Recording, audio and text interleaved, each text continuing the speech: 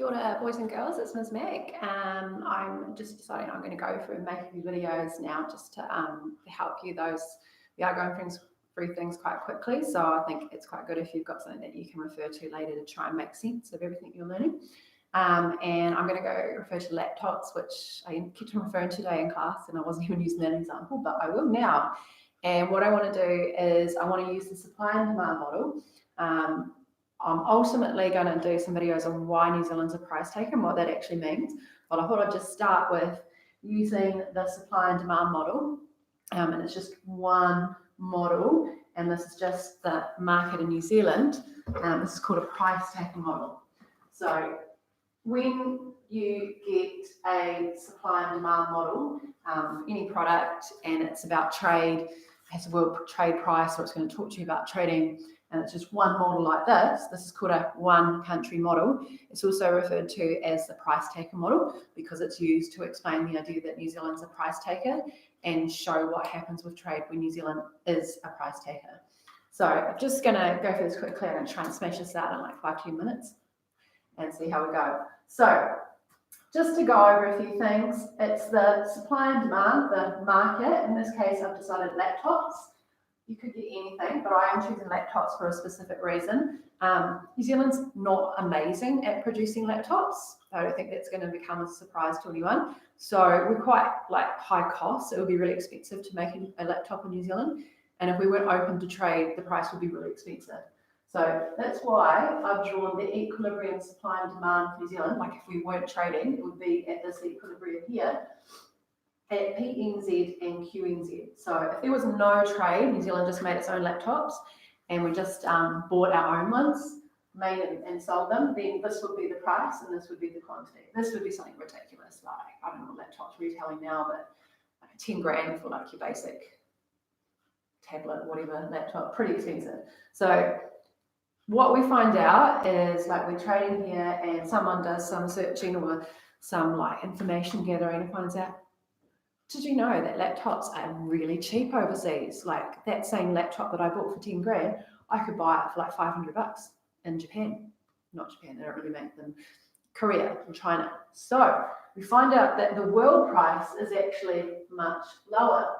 And so how about we buy the laptops from overseas? And when we buy things that are made overseas, that's called importing.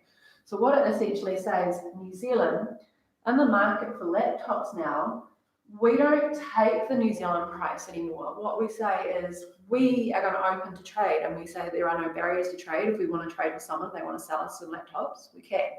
There's no tariffs, no quotas, so we do make a big assumption there. Well, let's just say that. No, we ignore currency conversions here, and we just say, okay, that's the price before trade, and if we open up to trade, we can take the world price. So effectively in New Zealand, that means the price in New Zealand has to reduce down to PW. New Zealand doesn't get to say, oh, could we pay a bit less?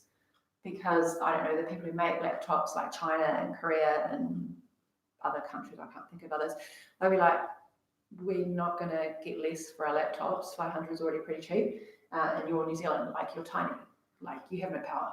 So you can pay PW, but you can't pay less.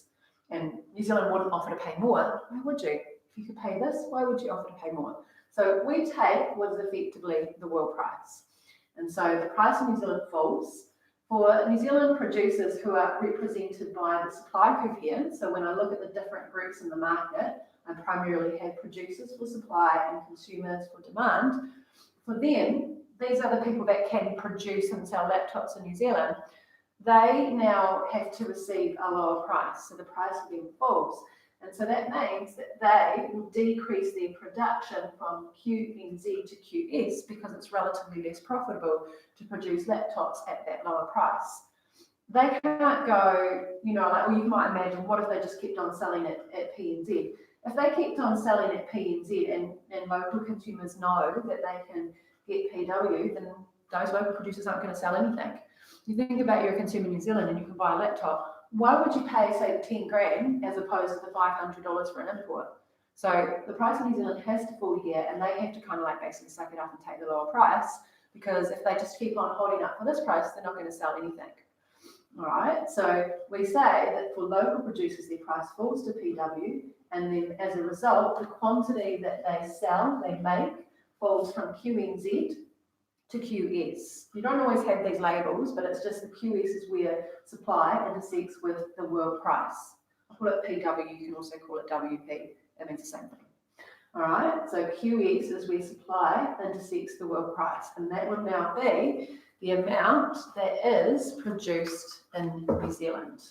All right, so then this example here, from here to QS is produced in New Zealand. So it actually falls from here to here. And then what you see is that when the world price falls, the consumers of laptops, the demand, so we look at the demand here, they actually increase their quantity demanded because, like, think about law of demand.